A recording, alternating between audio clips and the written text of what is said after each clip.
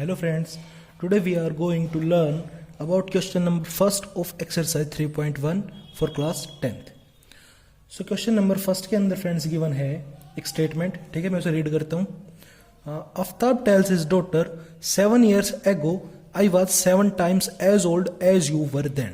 ठीक है, आफ्ताब अपनी बेटी को बोल रहा है कि 7 साल पहले मैं तुम्हारी उम्र जितनी भी थी मैं उसका 7 गुना था. ठीक है, आगे वो कह रहा है also 3 years from now I shall be 3 times as old as you will be. आगे आफ्ताब बोल रहा है कि आज से, जो प्रेजेंट से अगर हम देखें तो 3 साल बाद तुम्हारी उम्र जितनी भी होगी मैं उस समय तुम्हारी उम्र जितनी भी होगी उसका 3 गुना होऊंगा. ठीक है, represent the situation algebraically and graphically. तो फ्रेंड्स क्वेश्चन के अंदर हमें स्टेटमेंट गिवन है, उस स्टेटमेंट के अंदर भी 2 कंडीशंस गिवन है. ठीक है, अच्छा 2 कंडीशंस गिवन है तो सीधी सी मतलब है इसका कि अपने पास 2 लीनियर इक्वेशंस इसके अंदर अपने को डिराइव करनी है. ठीक है, और यूनिट का नाम भी आपको पता है pair of linear equations in 2 variable है, तो इसलिए यहाँ पर 2 इक्वेशंस अपने को डिराइव करनी है उन 2 कंडीशंस की हेल्प से, और उन्हें एक बार हमें एल्जेब्रिकली रिप्रेजेंट कराना है और दूसरे वक्त उसको ग्राफिकली हमें शो करना है उन दोनों इक्वेशंस को. ठीक है, तो क्वेश्चन क्योंकि लंबा होने वाला है इसलिए हम इसे 2 पार्ट में करेंगे. पार्ट 1 अभी हम सोल्व करेंगे जिसके अंदर अपन शो करेंगे क्या फ्रेंड्स, एल्जेब्रिकली रिप्रेजेंटेशन.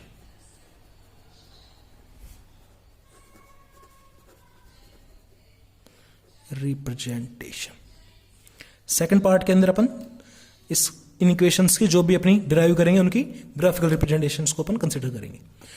तो इन क्वेश्चंस के अंदर फ्रेंड जो भी अपने एज वाले क्वेश्चंस होते हैं उसके अंदर सबसे अपना पहला जो काम होता है वो होता है प्रेजेंट एज को अज्यूम करना. ठीक है, सो स्टार्ट करते हैं अपन. प्रेजेंट एज ऑफ आफ्ताब वो हमने मान लिया x ईयर्स. ठीक है, प्रेजेंट एज ऑफ डॉटर, बेटी की उम्र फिलहाल कितनी मान लेंगे हम, y ईयर्स. ठीक है, अब फ्रेंड्स उसने 2 कंडीशन दिए थे. ठीक है, एक तो 7 साल उसने एगो वाला केस दिया था, एक उसने कंसीडर किया है 3 साल बाद वाला केस. तो फिलहाल अपन 7 साल एगो वाला केस देखते हैं. ठीक है, 7 years एगो.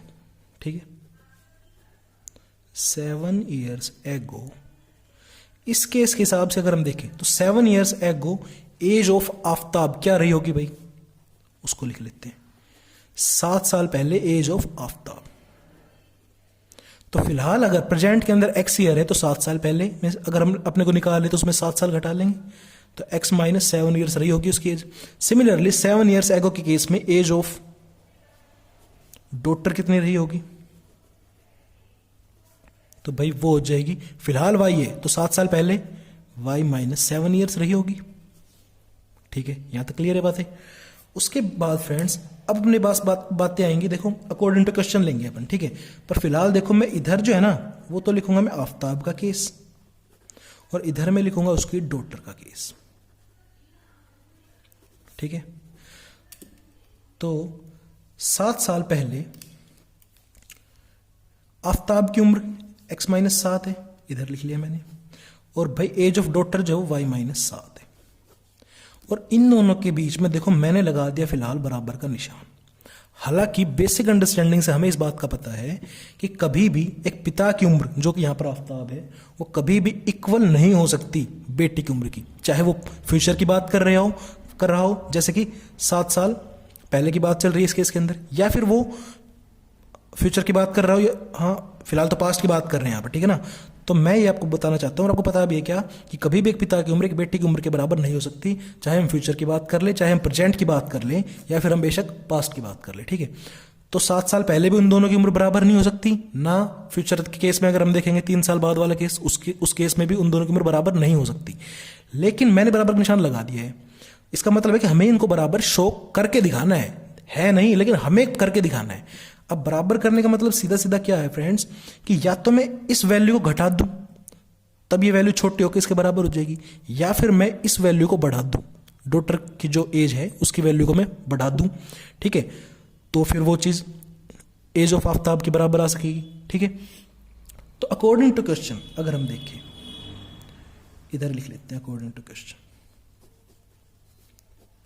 ठीक है, तो ये वैल्यू बड़ी है फिलहाल, ये वैल्यू छोटी हमें पता है, और अगर अपन स्टेटमेंट को रीड करते हैं तो उसके अंदर गिवन है कि 7 years ago I was 7 times as old as you were then।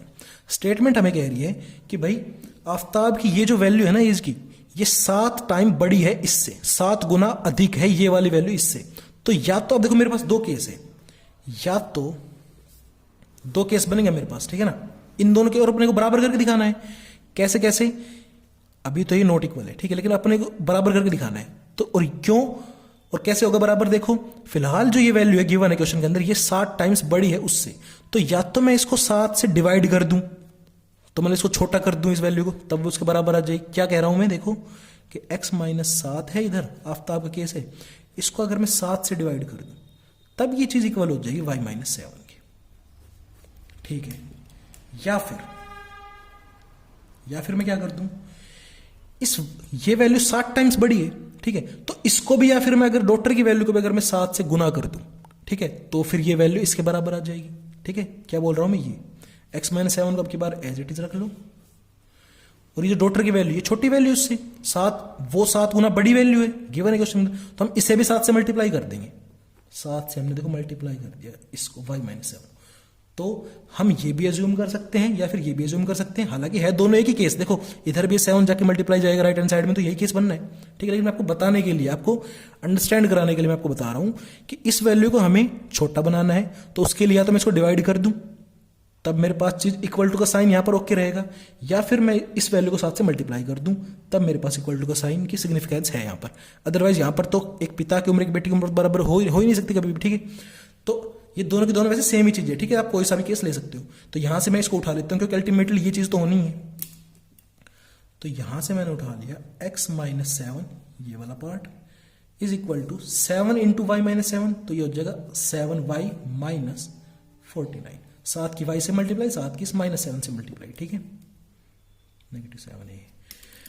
तो यहां से फ्रेंड्स नेक्स्ट स्टेप में अपने पास ये x इधर रह जाएगा, x और y को एक तरफ रख लेते हैं, तो x इधर रह गया, ये 7y इधर आ गया माइनस का 7y, और भाई ये माइनस 49 है, और ये माइनस 7 उधर जाएगा तो प्लस का 7।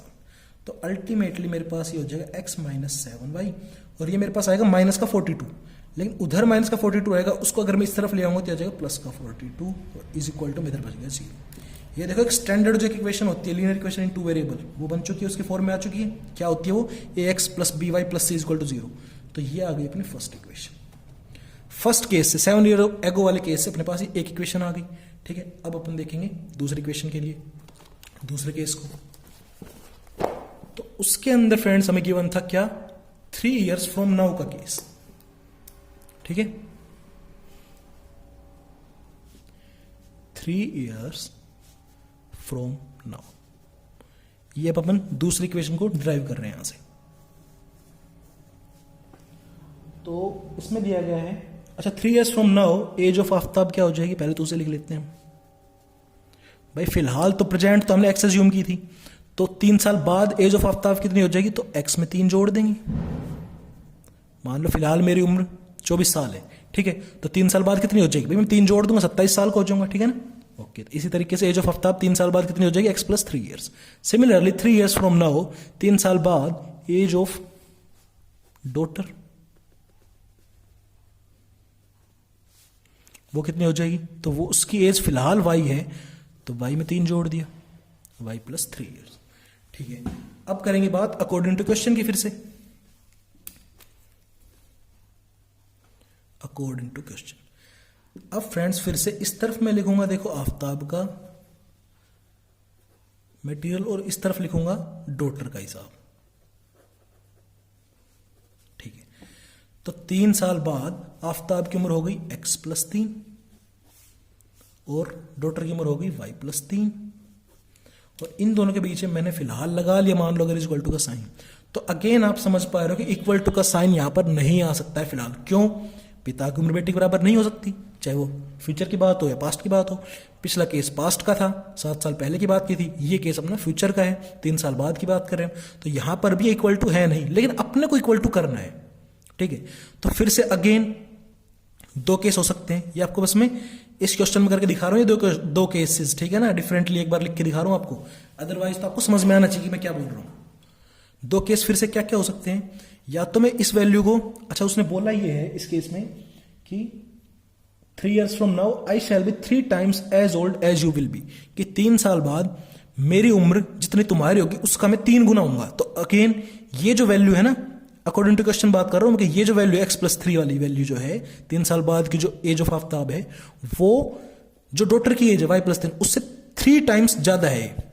तो अब क्या कर सकता हूं मैं, 2 केस बराबर करने के लिए इन दोनों वैल्यूज को या तो मैं इसे 3 से डिवाइड करा दूं, तब वो चीज उसके बराबर हो जाएगी। जैसे कि ये x+3 तो ये फिलहाल है,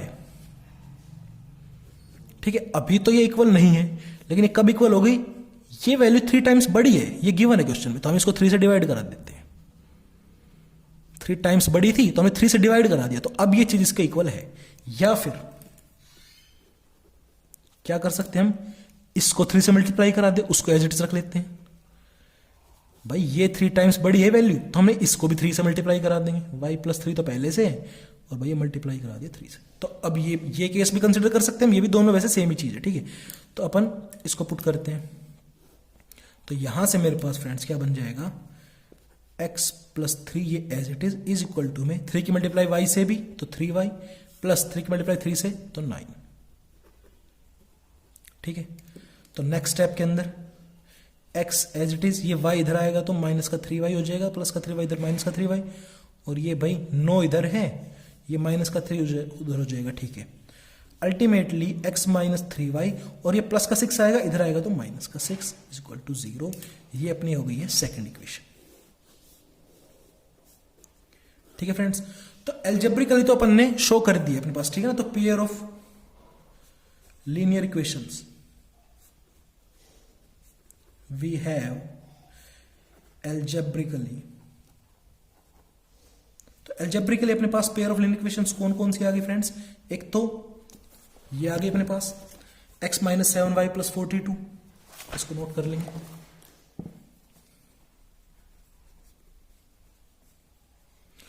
एंड दूसरी आ गई ये x minus 3y minus 6 is equal to 0, ठीक है फ्रेंड्स। इस तरीके से अपन ने जो पार्ट 1 होता है अपना वो यहाँ पर होता है कंप्लीट। क्यों, क्योंकि इसके अंदर हमें बस ये दिखाना था कि एल्जेब्रिकल रिप्रेजेंटेशन करके।